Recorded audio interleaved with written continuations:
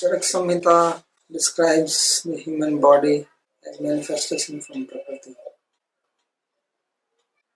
Body includes the senses, mind, intellect, ego, and heart or citta.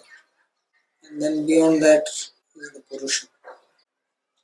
So this whole combination is called person, or living being, human being.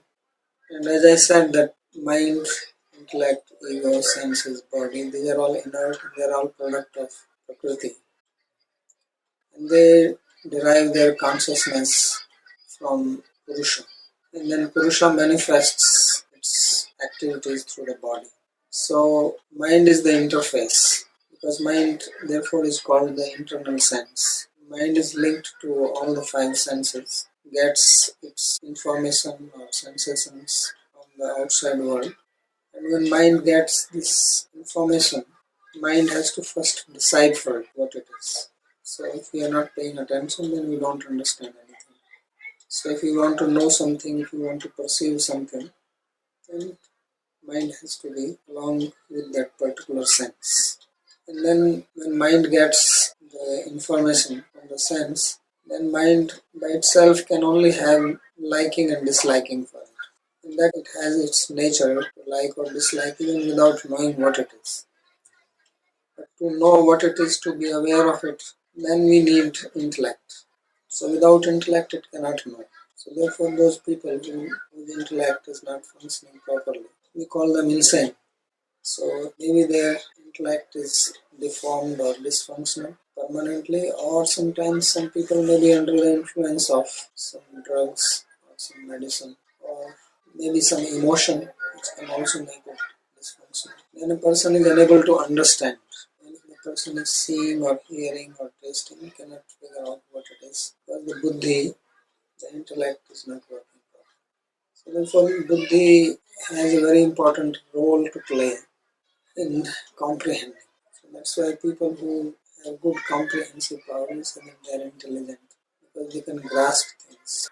When we see some object, a dog sees the same object, a bird sees the same object, but to decipher it, to comprehend it, then different faculties exist in human beings and different faculties exist in living beings. So it is the buddhi which plays the role in understanding, and comprehension is always done with the help of citta, because citta is our knowledge is stored in the form of samskaras. The word knowledge is usually used for something which we know at present, and things which we have known in the past, then those make impressions in our heart, in our citta, and then we can recollect that. That is called memory. So memory means to bring out the knowledge. So you can say that knowledge is of two types: experiential knowledge, something which you are experiencing now and knowing. Another is from the memory which you have experienced in the past. So whenever we understand anything new, and new does not mean that it is completely new. It means even if you are seeing a book which you have seen before, but now you are seeing it again now, means getting fresh knowledge of it. So then you have to always use your past experience. So we are always gaining knowledge through comparison.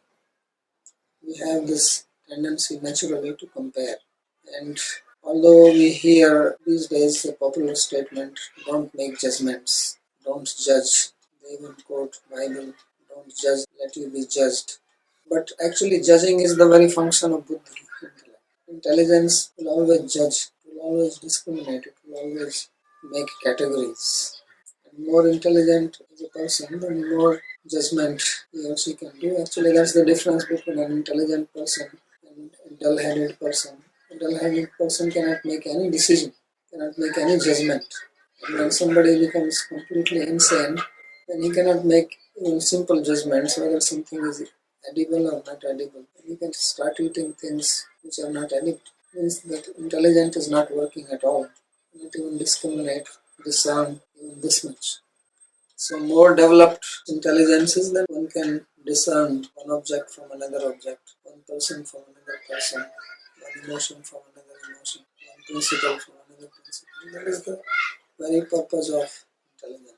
So this idea of not judging, this doesn't go well with intelligence. And the ultimate discernment, discrimination is to know oneself as different from the body. That is the ultimate function of buddhi.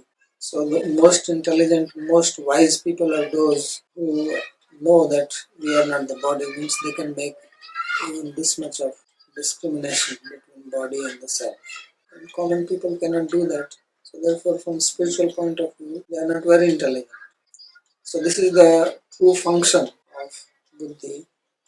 And one who can do that, that person is called Buddha, enlightened, awakened.